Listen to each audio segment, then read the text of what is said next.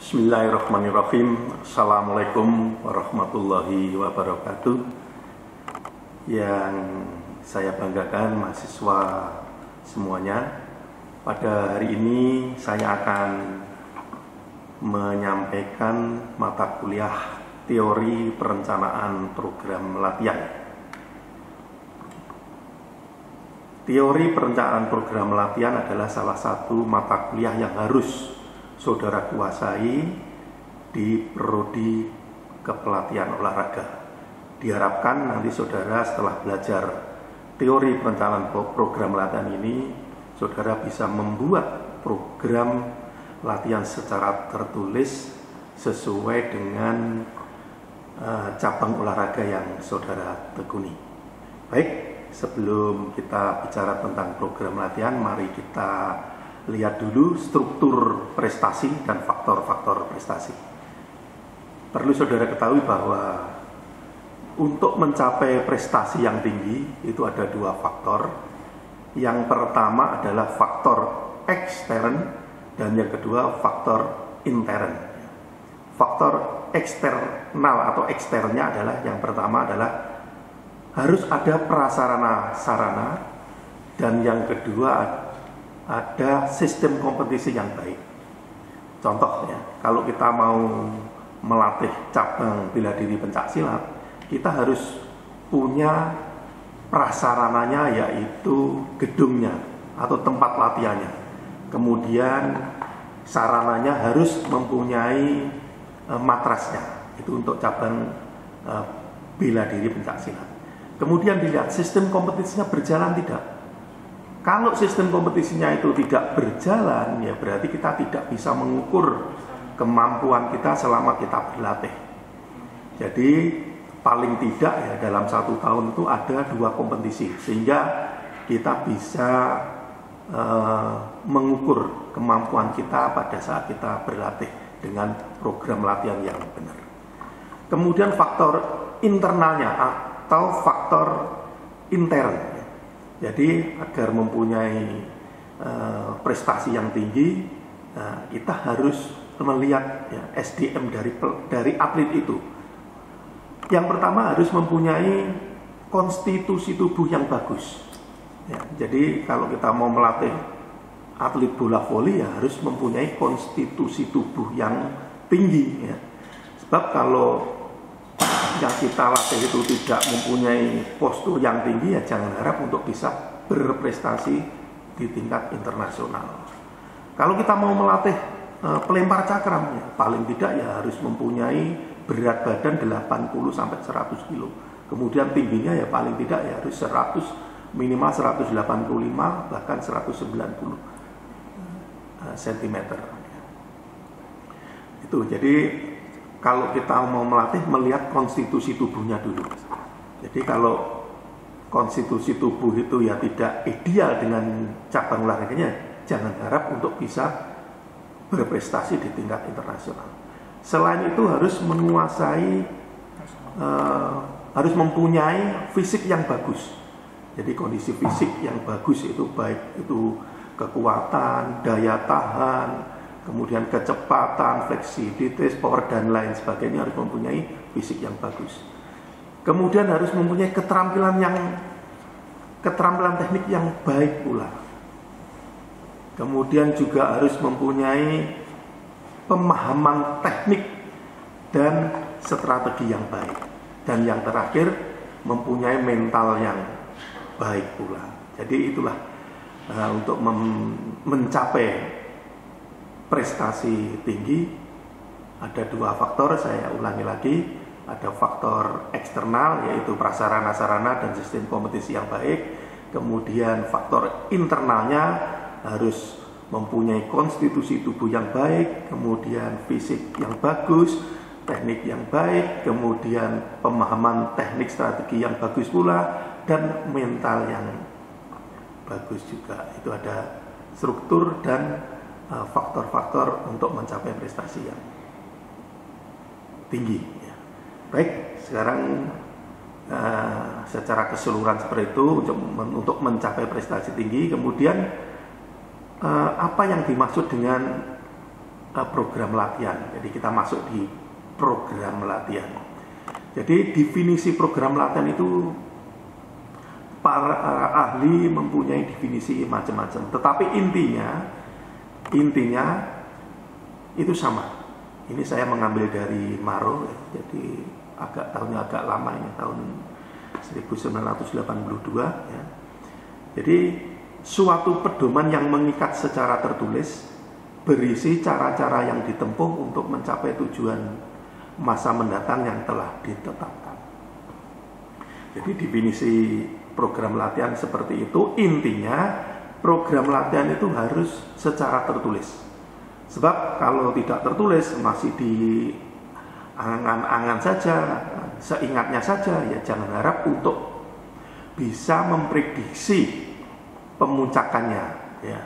Jadi hanya mencoba-coba. Tetapi kalau itu tertulis ya, secara bertahap tertulis, itu bisa memprediksi untuk peaking atau pemuncakan latihannya.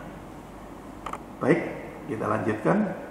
Program latihan itu terdiri dari 3. Yang pertama adalah jangka panjang, itu 5-12 tahun ya. Kemudian jangka menengah 2-4 tahun, kemudian jangka pendek 1 tahun ke bawah.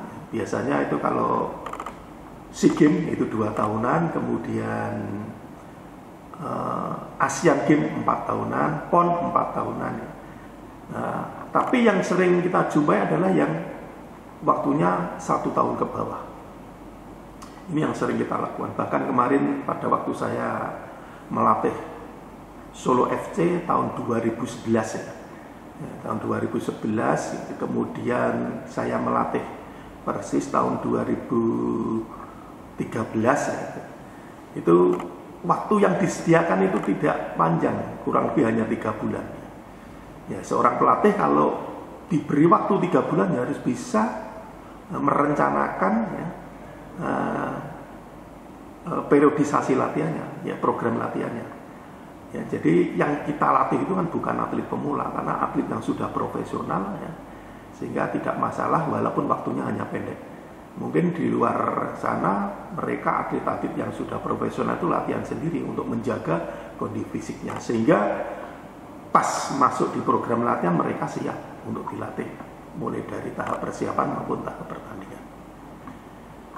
Baik, ya, kita lanjut saja untuk program latihan. Menyusun program latihan merupakan salah satu kompetensi terpenting bagi seorang pelatih. Jadi seorang pelatih harus bisa membuat program latihan. Jadi kalau tidak bisa membuat ya bagaimana ya untuk mencapai prestasi yang optimal. Menyusun program latihan bukanlah hal yang mudah. Banyak dasar, prinsip dan kaidah yang harus diikuti dalam menyusun program latihan. Jadi membuat program, menyusun program itu tidak dihafalkan ya, tapi dipahami benar ya.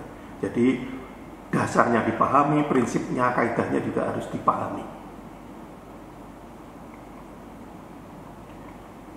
Program latihan tahunan berarti ya, kalau namanya program latihan tahunan berarti program itu 1 tahun ya.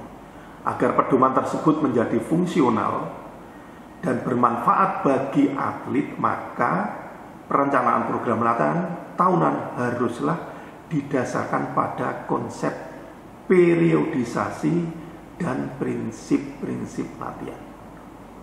Jadi nanti kita akan bahas secara khusus apa yang dimaksud dengan periodisasi latihan. Dan mengenai prinsip-prinsip latihan, saudara sudah mendapatnya mata kuliah kondisi fisik di semester yang lalu. Jadi kita nanti buka kembali, kita ingat kembali apa yang dimaksud dengan prinsip-prinsip latihan itu banyak sekali. Agar keterampilan ya, kemampuan biomotorik dan aspek mental dapat berkembang secara sistematis, metodis, dan berencana, maka seluruh program harus direncanakan secara bertahap. Jadi ada tahapannya. Melatih itu tidak mungkin kita melatih semuanya itu bareng di hari itu kan tidak mungkin. Harus mana dulu yang kita latih ya, secara bertahap, mana yang diprioritaskan dulu. mana yang harus dilatih nanti. Itu ada tahapan-tahapan, sehingga program ini harus direncanakan secara bertahap. Jadi yang dimaksud keterampilan itu teknik ya. Kemudian kemampuan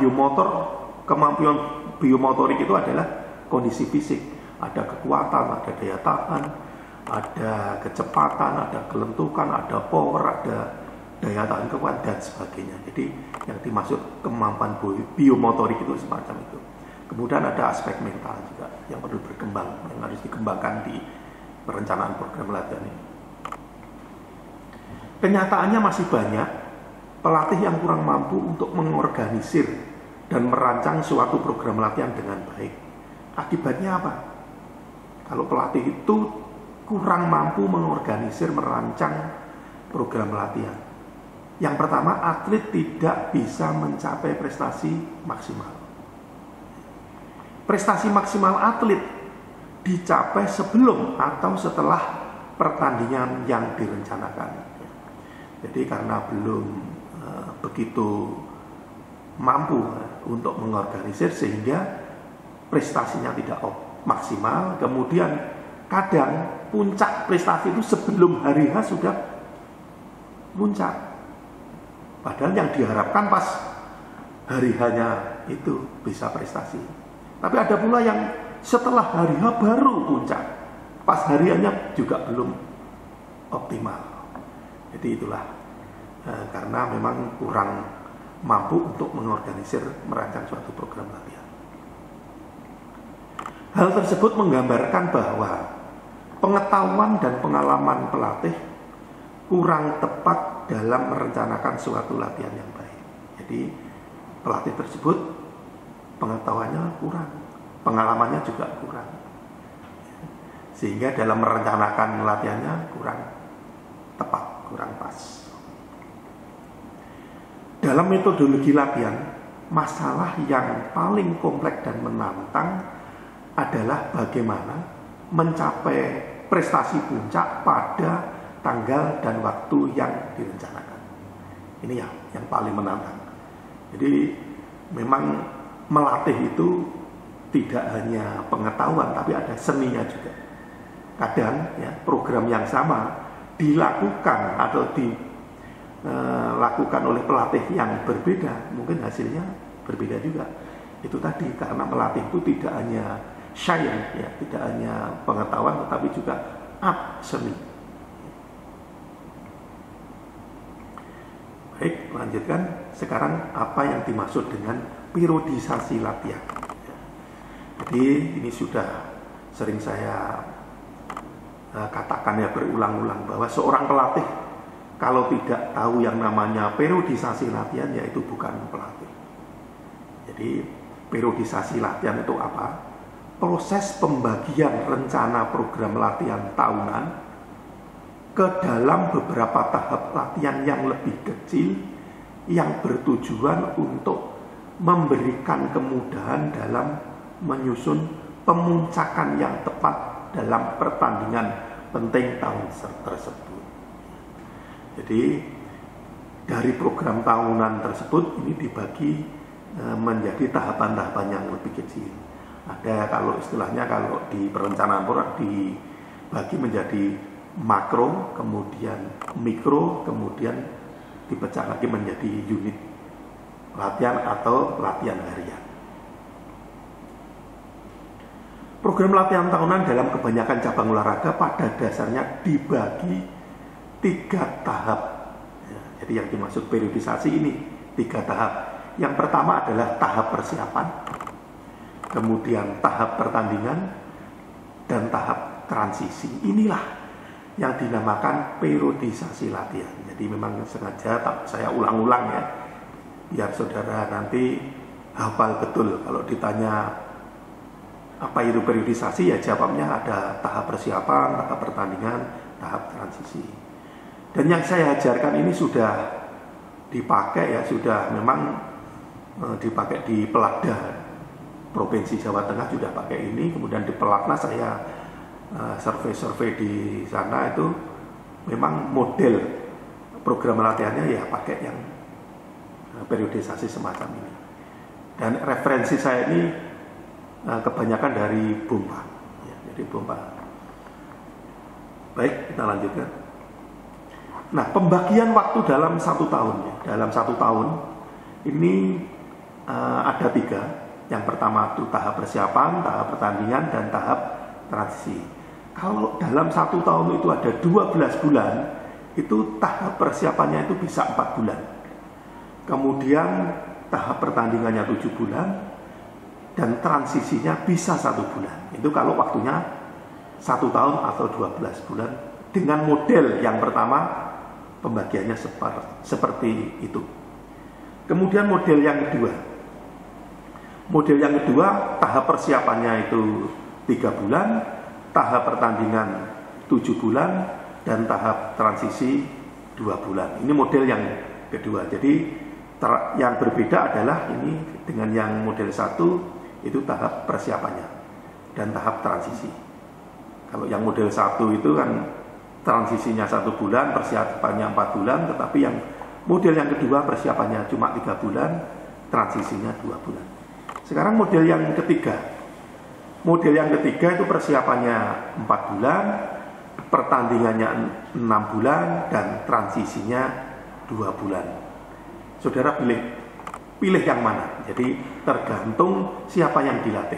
Kalau yang kita latih itu memang sudah atlet bukan pemula, yang sudah atlet yang senior, sudah atlet jadi, ya, mungkin persiapannya ya jangan terlalu lama, mungkin pakai yang 3 bulan cukup. Ya. Kalau atletnya itu masih atlet yang perlu ditingkatkan lagi, ya persiapannya harus lebih banyak, bisa 4 bulan. Nah, kalau waktunya hanya 3 bulan, ya, seorang pelatih harus bisa merencanakan program latihan yang hanya waktunya 3 bulan. Ya, kita sebagai pelatih ya harus berpikir, kalau waktunya 3 bulan ya kita tidak usah pakai transisi. Ya. Transisi itu setelah bertanding ada latihan lagi, tetapi setelah bertanding ini sudah tidak usah pakai transisi. Ya.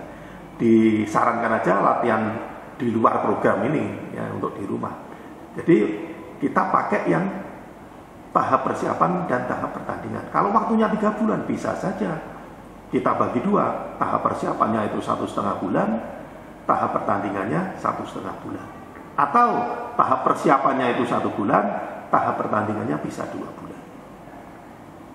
Ya, jadi sebagai pelatih harus kreatif ya.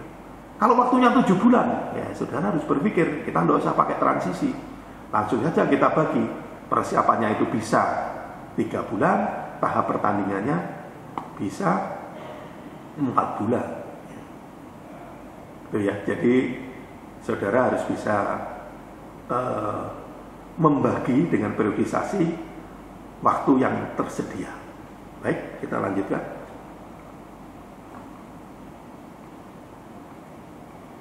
Nah, sekarang periodisasi tersebut kita jabarkan lagi. Jadi pembagian tahap latihannya. Tadi ada tahap persiapan, tahap pertandingan, tahap transisi.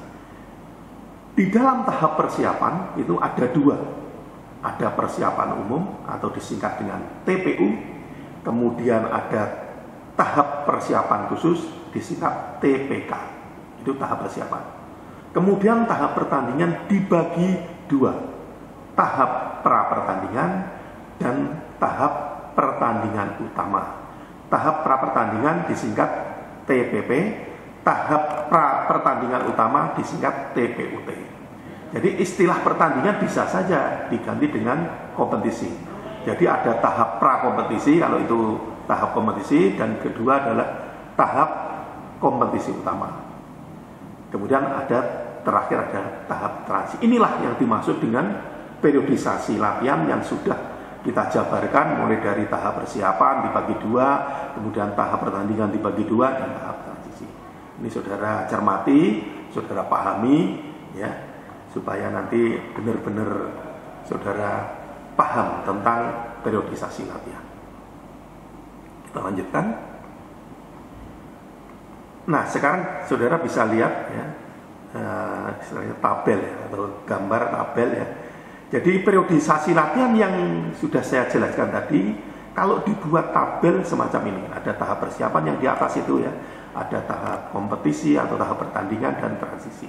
Kemudian yang dikembangkan kondisi fisiknya itu sebenarnya ada 4 ya, ada strength, kemudian ada endurance, kemudian ada speed. Strength itu kekuatan, kemudian endurance daya tahan, kemudian speed adalah kecepatan, dan ada kelentukan.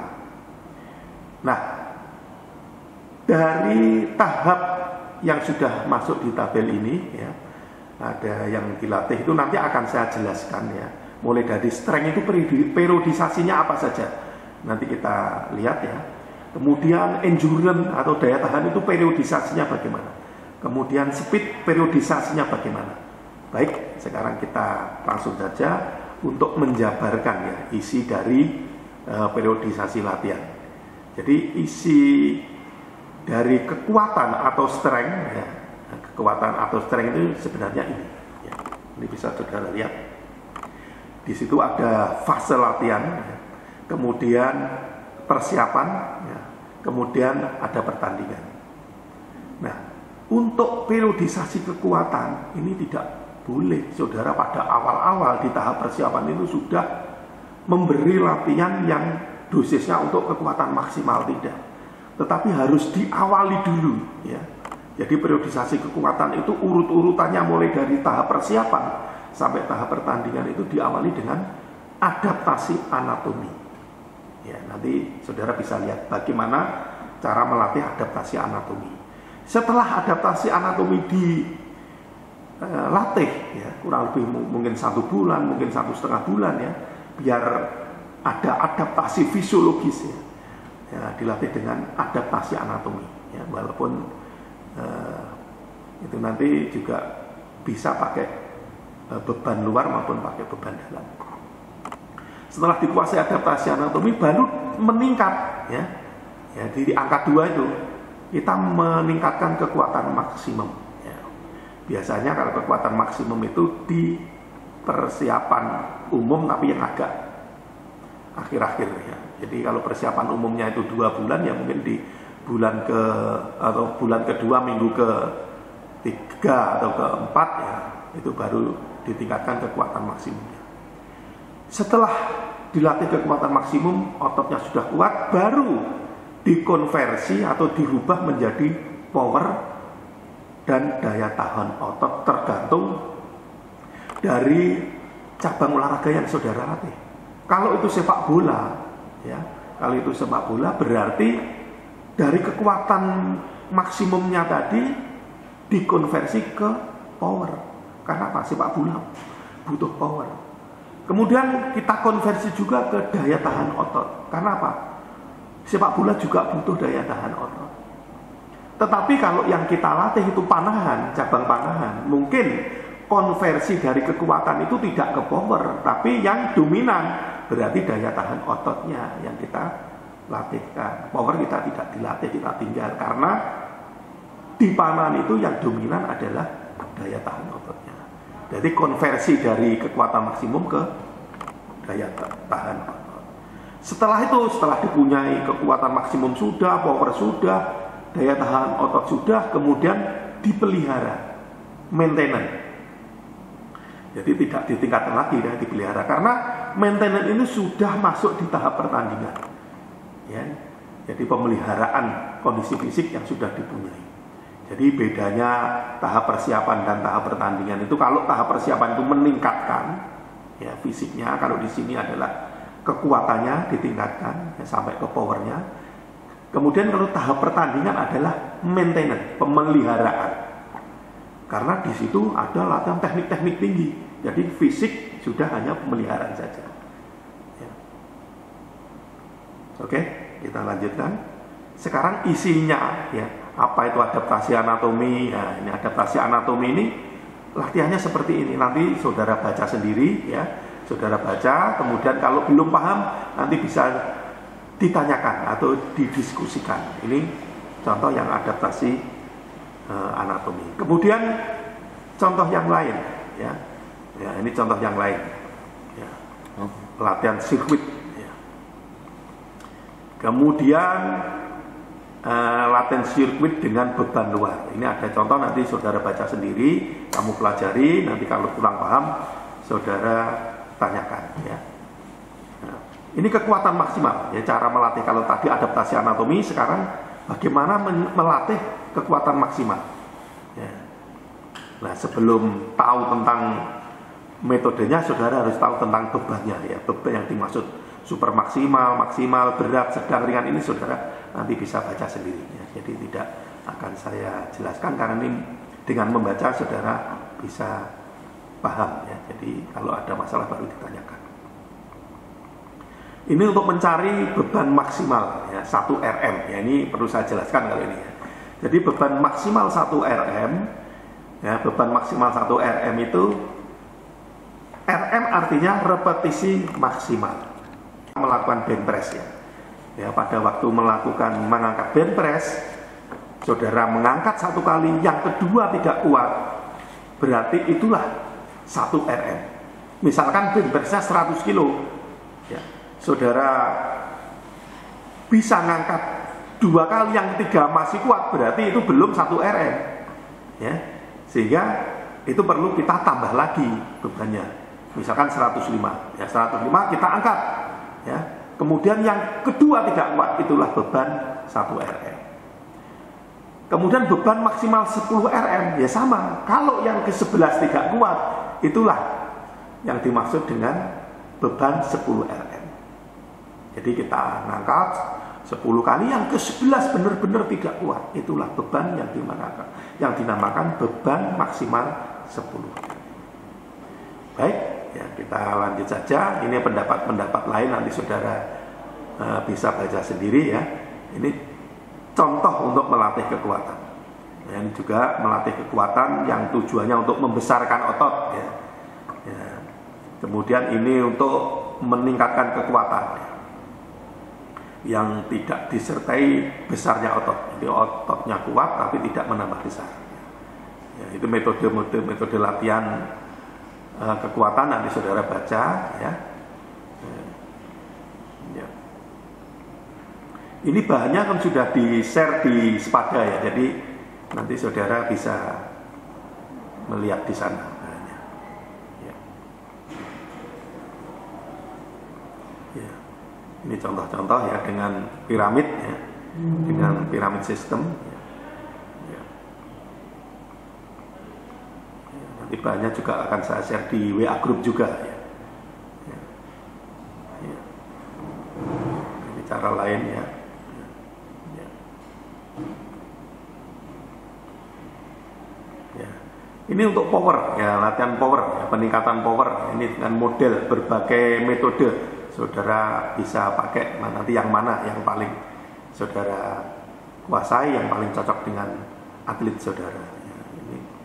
Contohnya seperti ini ya. Ya. Dan ini semua, ini sebenarnya sudah saudara pelajari di mata kuliah kondisi fisik semester kemarin ya, semester 4 ya, sudah saudara pelajari. Ini yang daya tahan ya. Cara lain latihan daya tahan otot atau daya tahan kekuatan. Ya, ini periodisasi kekuatan sudah, kemudian periodisasi daya tahan ya. Jadi kalau daya tahan itu diawali dengan daya tahan aerobik, kemudian mengembangkan dasar-dasar daya tahan khusus, kemudian menyempurnakan daya tahan khusus. Jadi latihannya bagaimana, ini saudara bisa saudara lihat di sini. Ya. Ya. Ya. Cara lain ya untuk mengembangkan melatih daya tahan ya, itu seperti ini.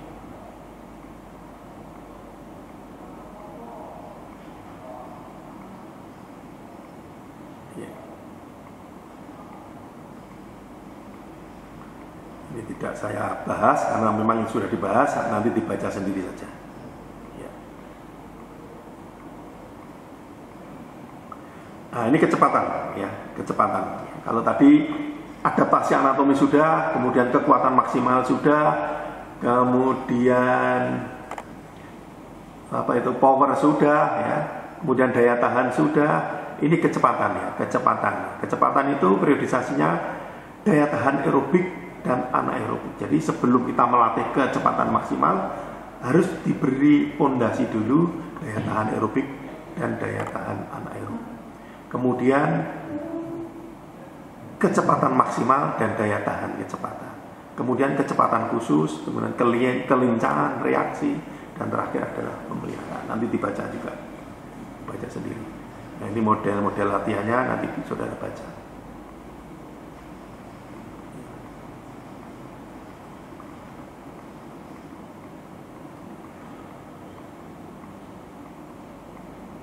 Ya, ini juga contoh latihan kelincahan ya.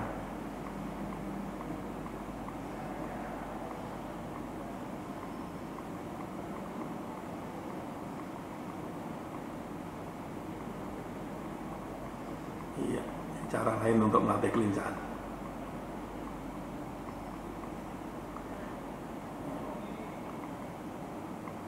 Nah, sekarang kelentukan. Kelentukan nanti juga ini dibaca ya, dibaca sendiri. Ya, ini saya memang sengaja cepatkan saja karena nanti materi akan saya bagikan ke saudara ya. Dan ini sudah dipelajari di semester kemarin.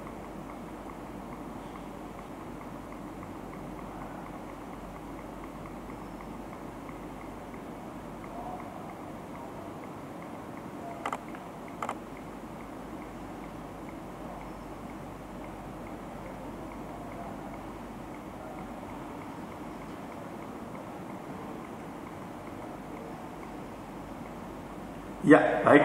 Ya, itu tadi isi dari perencanaan program latihan ya.